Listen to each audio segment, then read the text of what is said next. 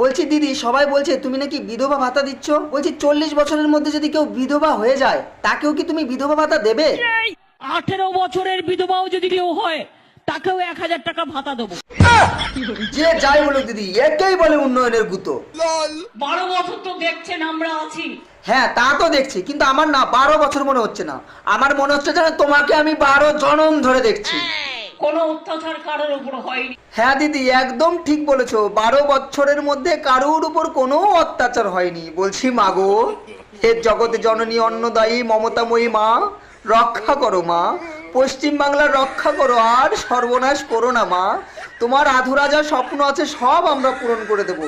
2024 চলে এসছে, তুমি এখন যাও মা। তোমারা স্বপ্না হামারা সপনা।